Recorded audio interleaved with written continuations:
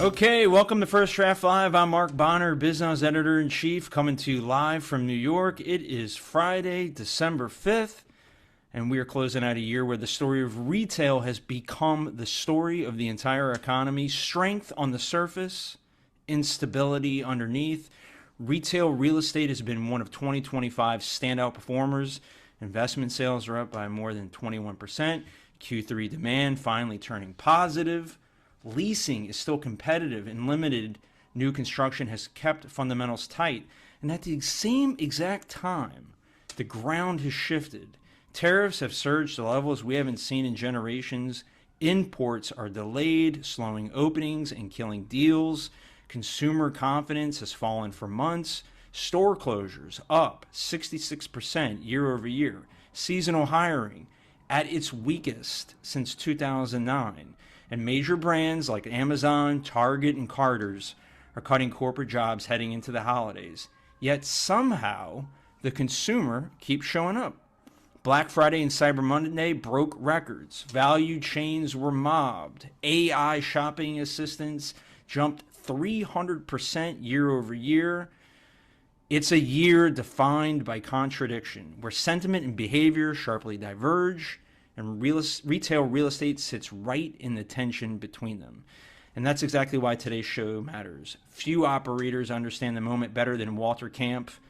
As president of Northwood Retail, he oversees one of the most sophisticated portfolios in the country, one that has thrived through cycles because it reads the signals earlier than most. Ward, welcome to First Draft Live.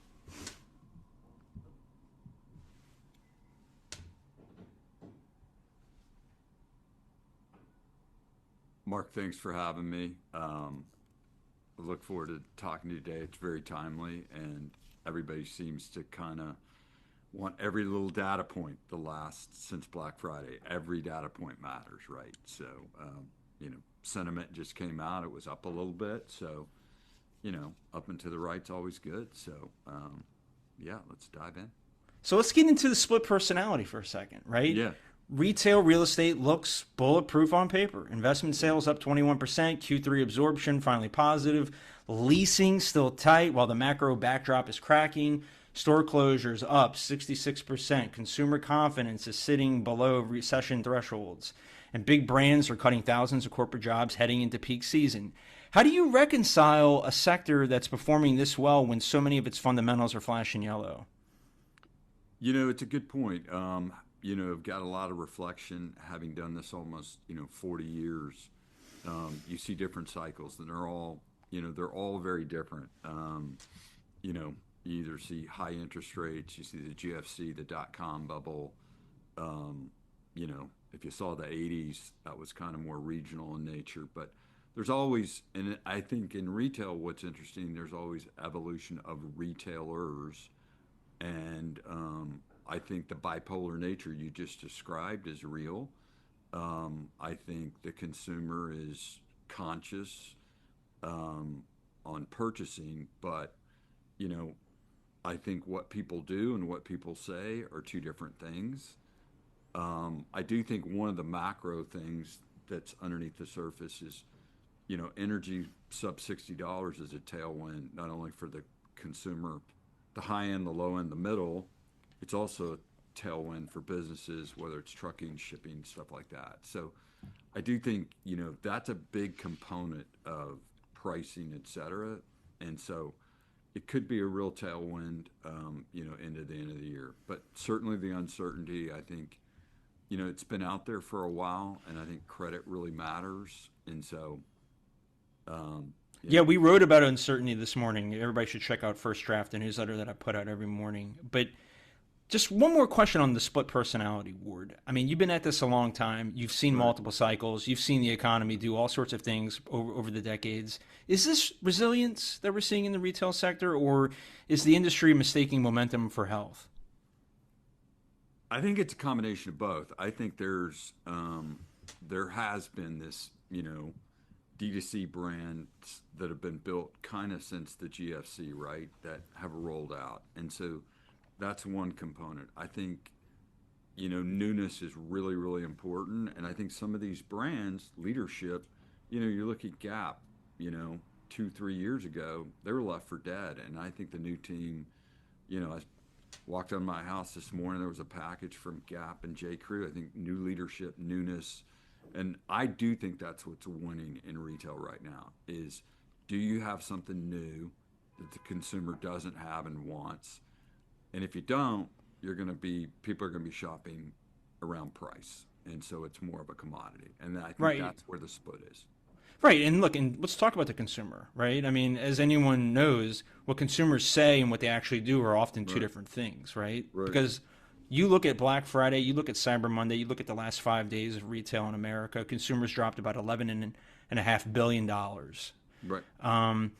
Yet surveys say they expect that group is going to spend less, trade down, and rely heavily on promotions. Confidence has now fallen for 4 straight months. Expectations from most economists say that we should expect perhaps some recessionary winds early next year in Q1 2026. What do you make of a consumer who talks like they're in a downturn but spends like they're not? And do you think that can continue? Yeah, I think, I do think everybody looks at it and wants to know, the health of the consumer. I think, look, there's a there's been a lot of generational wealth that's been created. I always start with demographics. And, I think we have 4.1 million people retiring a year. I think we have 11,000 people turning 65 every day. It's about 300,000 a month retiring. So the job market, the labor market, is kind of there. I know, hiring is softened for sure, but the firings, some of it is, either people are trying to get more efficient around their business and probably should have done it a while back, and are taking this opportunity to refine it. I think tariffs played into it. So I think it's a little bit of both. And then I think, to your point, on the consumer, look, Christmas is going to happen and people are going to shop. It starts a lot earlier, right? It's really September was soft. What we've seen in our centers, whether it's Texas, California, out in the Carolinas, October was really, really strong. November, good indications, and good early indications on kind of Christmas. So yeah. I mean, November and December represent nearly 20% of the year's retail revenue, but Deloitte is forecasting the weakest holiday sales growth since 2016. If this season underperforms, we're going to hit Q1 with negative year-to-date absorption, slow hiring. Retailers are already operating under the thinnest of margins. The tariffs have not been helpful. Inflation has not been helpful. What numbers or behaviors will tell you this holiday season is a turning point, not just a soft miss, but the start of a real pullback in 2026? Well, I think, one of the things, we've got to step back a little bit and think about, what we did in 2021, 22, where there was money, think about it. In 21 or 22, I was in a James Purse store out in California. They said, you don't buy that sweater, it won't be here. And so there was this idea of, there were no goods, right, in 20 and 21 to buy. And so people just snapped stuff up. Money was abundant. Money was still cheap. And then things started to shift 22 into 23. So I think, now I think people got ahead, on the inventory side. They moved right when they heard the word tariffs. And so, they started to get the merchandise, get on plan and have it. So I think people are in a good position there. I guess the question becomes, does it get more promotional? And, how much more promotional? And then I think, you do have some weak brands or zombie brands. You look at Forever 21. How long did that go on? 2 or 3 bankruptcies. You see that? We kind of need those guys to go away and get more in balance. Does that make sense? Yeah, it makes perfect sense. I mean, the other thing that's sort of interesting right now, and you and I talked about this yesterday a little bit, is that, if you took out the high net worth consumer, right, then I do wonder what this picture looks like, right? There was a curious data point that came out of the holiday season where it showed that Walmart's fastest growing customer or high net worth individuals, right? And Walmart is typically known for its discounts and being a bargain outlet for a lot of everyday average Americans, right? What do you make of that? If they're fastest growing consumer, people that have money, is that a signal of sorts? I think it's, I think it's definitely plays into a signal. If you think about it, it's definitely telling you something. And I think it's no different than businesses where, they've gone through, you know, the last couple of years and had to, refine, whether it's hiring, what do they need, cost, you know, if we're building out a space, costs have risen. Can we do it more efficiently? How do you do it faster, better, and cheaper? And I think even the high end consumers kind of said, you know what? Things got ridiculously out of control price wise. And so I think people are looking for value and just realizing, you know, like I said, the 20, 21, 22 people were very flush and, you know, it, it went on for a while. So I think, you pull that back, you throw tariffs on there, some uncertainty, then you have this AI movement, which, is causing a little bit of tremor in the workforce, but it's very efficient for some of the retailers. The way they can use it and move things around. Everything from drawings. We did an architectural. We did a presentation for a group the other day, and we used AI to create the renderings because we have a kid that has an architectural background. So there's some real efficiencies, but there's also a consumer that I think we discussed. It's not that anxious; they're very concerned, and because of everything that's going on, you have geopolitical to you know everything that's happening, and so people are for sure concerned. If you're just joining us, this is First Draft Live. I'm here with Ward Kampf. We're breaking down two words defining this sector right now: contradiction and instability. If you have questions for Ward, put them into the chat and our producers will feed them to me. Let's keep moving. Tariffs. They now make up 13% of monthly consumer goods imports, yet retail prices are only up 2% on imported items. That means operators are eating almost everything, right as freight delays shrink, insurance and labor costs rise. Where are you seeing margin pain turn into real estate decisions? Is it slowed openings? Is it smaller footprints? Is it negotiations? How do you see this margin guillotine, Ward? Yeah, I would say it's a little bit of all of it. I think some of the I've got 3 or 4 key openings in certain centers that should have opened this year that are getting pushed to next year. Again, back to kind of tariff supply chain. So that obviously affects rent commencement, getting them open. So that is back in play. It's something we thought would happen, and so that part of it is very real. Just as far as getting, either stores open or the newness of it. So it has put a little bit of delay, but I think the good retailers, they know they have the data where the good assets are, where the incomes are, and they really, that's kind of the space we play in. I go back to if you're in the commodity space, gets a lot tougher to drive price, whether it's rental rates or what they can charge in store. So One of the most surprising dynamics of the tariffs from a retail perspective this year has been more retailers than I think were previously expected ate the difference and didn't yes. pass it on to the consumers. They didn't pass it down the chain, right? Walmart is a big example of this. Is there something to the notion that perhaps they're holding on to get through the holidays to get as much bang for their buck as humanly possible, and that somehow in Q1, Q2 of 26, that we're going to begin to see that change, that they cannot withstand that pressure anymore from the tariffs? Well, I think you're already seeing it. I think you're seeing it in food, especially QSR. I mean, Chipotle, Cava, all these guys, they passed sweet greens. They passed on the cost, and there was a big article about it in the Wall Street. The $20 salad or $20 burrito. This people have pushed back, and I think the key word going forward doesn't matter your political slant, right or left, is affordability. And so Right. people are really conscious of like that is kind of out of control where some of these QSR guys went and having a 30-year-old and a 28-year-old, they're very conscious of that type of stuff. So um, I think that's kind of natural what's going on. And I think it's going to be hard to pass the tariffs on. And then there's a 50-50 shot. Do the tariffs get lifted?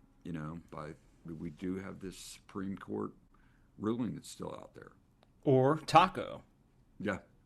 right? I mean, but Ward, I mean, this can't stand, right? I Yeah. mean, these retailers cannot continue to absorb this, right? At some point, something's going to have to give. Could be the Supreme Court, could be Trump changing his mind behind the Resolute desk in the Oval Office. I mean, how much longer do you think this can stand before something happens? Well, I do think, some of the trade agreements that, I think we went out with very high numbers, trying to end up, you think about Switzerland and the watch, at 39%. Well, that wasn't sustainable, right? So we ended up, at like 19% on watches. I mean, I think we're going to have to find a balance, or yes, it will tip us into something very different. Um, you know, but we have very favorable tax policy coming, in 26, not only for the household but also for businesses, with very cheap energy prices. So I do think there's going to be a push and a pull. Does it break? I don't have a crystal ball, but there definitely is a slowdown. Let's go to a question from the audience. Ward, are you seeing K-shaped spending to match the K-shaped economy that people keep talking about? Yeah, I mean the top slant of the K has really widened. But one thing I do think people, they are disproportionately outspending the bottom part of the K. The K has widened, the slant has really widened.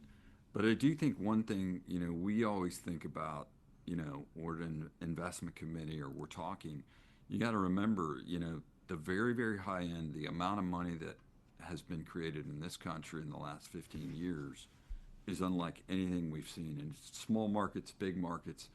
And there's a microeconomy underneath either those companies or those individuals, if that makes sense. They invest in other asset classes, or they reinvest in people, et cetera. But there has been a lot of money that has been created, and I think we'll see a big transfer of wealth over time. So, kind of Let's back talk to about the yeah.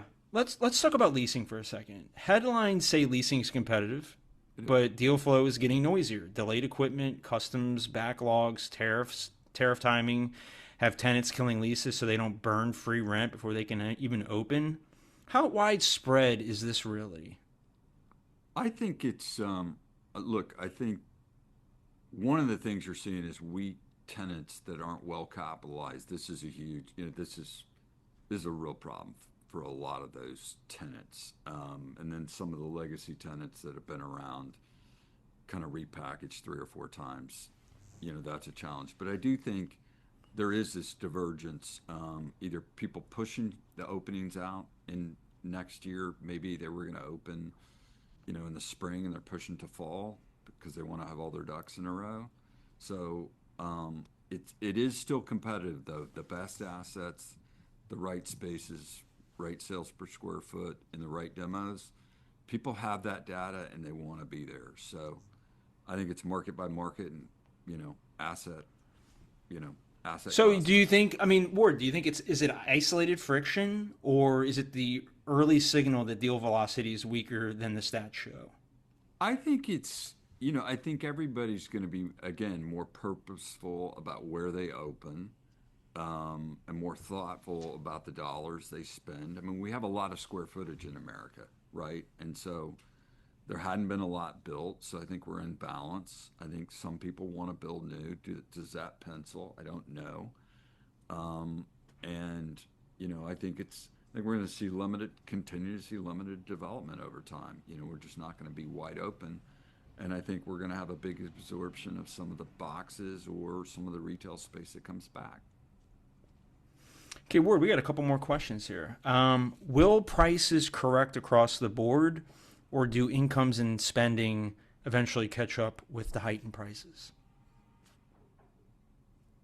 Uh, I think I think you'll see there'll be a resistant point at almost every level. I mean, there is going to be some type of pushback, and people are making those adjustments. Whether it's at the high end, middle, whether it's food or retail or experiences. Yeah, I mean, I definitely think you'll see that. Okay. And are you concerned about instability with drugstore chains and risk of a domino effect if there is a bankruptcy? Yeah, I mean, listen, I think the drugstore chains, when we talk about closures, you think about drugstore banks, some of the inefficiencies, kind of what's going on direct to consumer in that space. There's a lot of stuff around, what the traditional drugstore was. They're more in the managed care business today. If you think about both Walgreens and CVS, that's really where they're driving to. So it's disruptive. There's a lot of disruption in all these different businesses, whether it's clothing, technology, et cetera. And so I think drugstores were, one that was really going to get hit. So I do think it's something to watch out for in a potential bankruptcy. We've seen that with Rite Aid.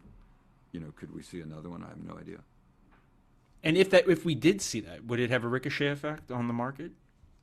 I think I think we always think it's one thing or another. I think, it would definitely, whatever's closest to your house, you'd probably shop differently. But yeah, I mean, it could potentially have a ricochet. I mean, you have a lot of vacant, good real estate available. So it could definitely put some pricing pressure on Yeah.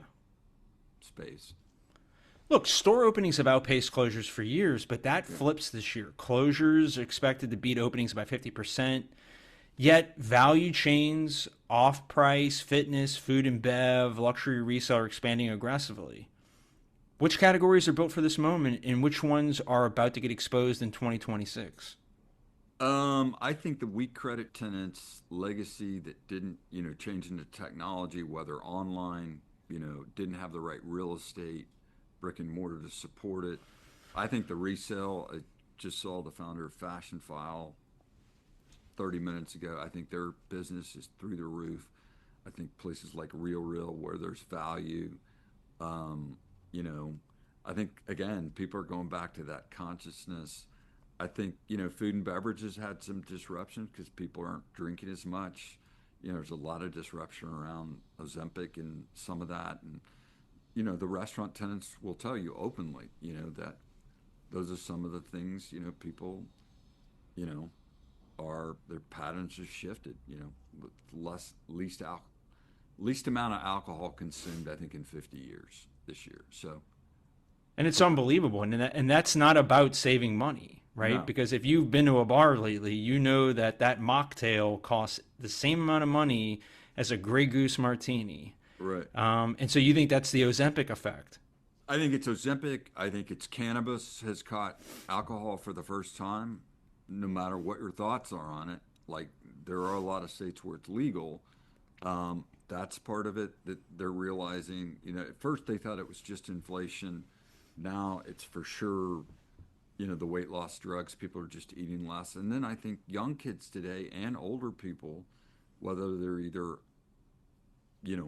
on one of the weight loss treatments, or the younger kids, they eat different and they don't drink as much like we did when we were young. So health and wellness, longevity on the Yeah. older people, but even the younger people are much healthier than we were. We ate anything we wanted and we drank a lot. So, I remember when I moved to New York in the middle of the Great Recession, that PBR and a shot of Jameson for $5, that's out the window. You don't see that being advertised on the streets here anymore. One more thing before we get to the end here is that, I think most people in commercial real estate, including retail, would say that the word of the year is uncertainty, right?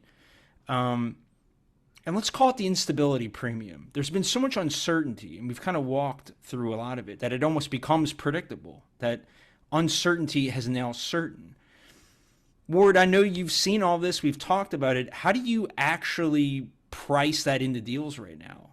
Has it become so predictable that it is part of the thinking? And how do you view that? There's new things all the time in retail. There's always, you think back to, you know, Sears, J.C. Penney's, Ward's over time, Mervyn's. I mean, I've seen it kind of all of it, right? And so I do think that there's one or two department stores people have their eyes on. This could be the end of the road. Um, I think the uncertainty part definitely being there. This is different because you do have this new movement of, artificial intelligence, whether it's, you know, shopping. There's a lot of social selling that's going on. Things are just different now, the way people are selling, whether it's TikTok, Instagram, in store. There's just a lot of different movement, and everybody wants to point to one or two things. So I do think the word uncertain is out there. And so I do think that's what makes people potentially pause, if they're looking, instead of buying five things, they buy three, right? And so, Have you experienced anything like this in your career? um, the '80s was you just you didn't have the government printing money, right, in the '80s. So that was something very different. The GFC, was a shorter amount of time, but you knew something was very, very wrong.